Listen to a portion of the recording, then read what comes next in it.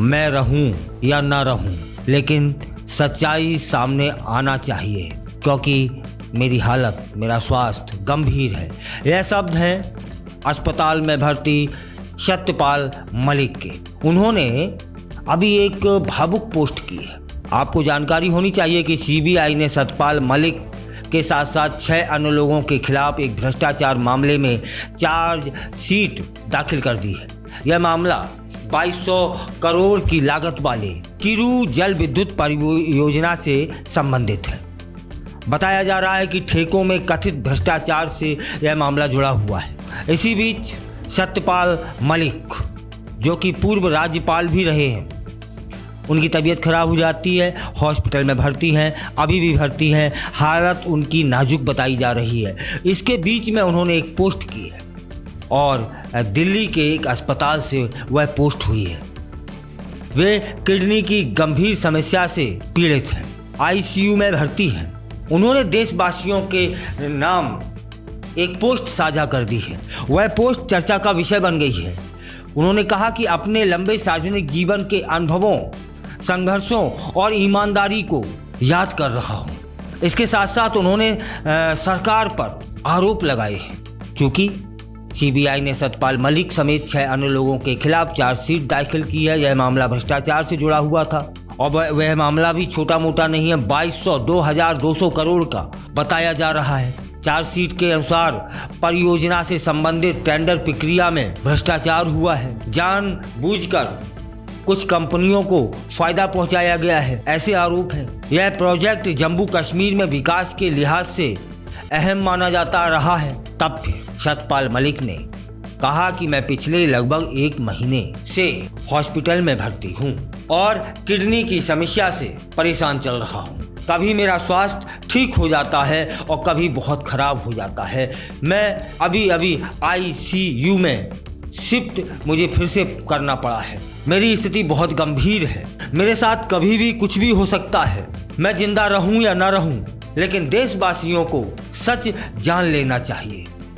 उन्होंने पोस्ट के माध्यम से दावा कर दिया है कि जब वे राज्यपाल के पद पर थे, उन्हें 150 करोड़ की रिश्वत की ऑफर मिले, लेकिन उन्होंने अपने राजनीतिक गुरु स्वर्गीय श्री चौधरी चरण सिंह के दिखाए गए मार्ग पर चलते हुए ईमानदारी को ही अपनाया। पूर्व राज्यपाल ने किसान आंदोलन के दौरान अपनी भूमिका को याद करते हुए पोस्ट में कहा कि जब मैं गवर्नर था उस समय किसान आंदोलन भी चल रहा था। मैंने बगैर किसी राजनीतिक लोभ के पद पर रहते हुए किसानों की मांगों को उठाया था। इसी तरह महिला पहलवानों के आंदोलन में भी उन्होंने हिस्सा लिया था, सक्रिय भूमिका निभाई थी और यह भी कहा कि पुलवामा की निष्पक्ष जांच की भी उन्होंने आवाज उठाई थी और सरकार आज तक जांच नहीं कर पाई है। सरकार उन्हें सीबीआई का डर दिखाती है, झूठे चार्जशीट के मामले में फंसाने के बहाने खोज रही है। मलिक कहते हैं कि जिस मामले में मुझे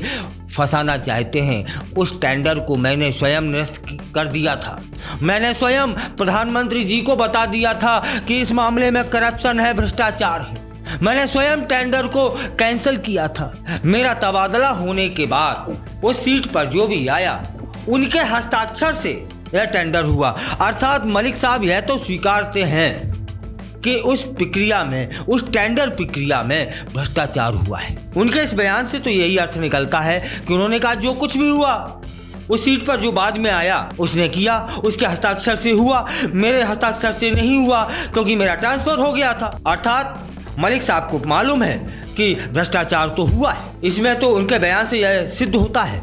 इधर सरकार ने या एजेंसी ने चार्जशीट दाखिल कर दिया इसी बात की कि 2200 करोड़ का भ्रष्टाचार है। अच्छा, यहाँ भावुक पोस्ट में यह भी बताया गया कि वो कहते हैं कि मैं किसान कौम से हूँ, मैं तो डरने वाला नहीं हूँ और ना ही झुकने वाला। उन्होंने अपनी आर्थिक स्थिति भी बयान की। उन्होंने कहा कि 50 वर्षों से अधिक का उनका सार्वजनिक जीवन रहा है, बड़े बड़े वे पदों पर रहे हैं, आज भी एक कमरे के मकान में रहते हैं और कर्ज में डूबे हुए हैं। उन्होंने सरकार पर आरोप लगाए हैं कि सरकार उन्हें बदनाम करना चाहती है, जिसके लिए पूरी ताकत लगा रही है।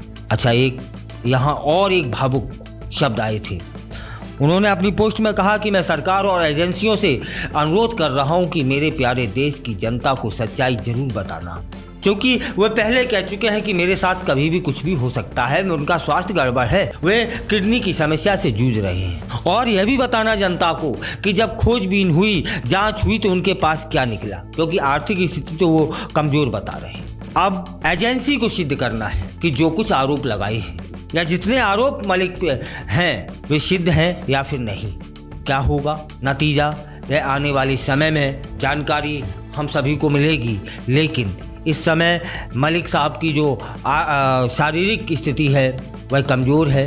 वे कभी आईसीयू से बाहर आ जाते हैं और कभी उन्हें एक दिन बाद फिर से आईसीयू में ले जाना पड़ता है। तभी उन्होंने भावुक पोस्ट करते हुए कहा कि मेरे साथ कभी भी कुछ भी हो सकता है, जनता को जान लेना चाहिए।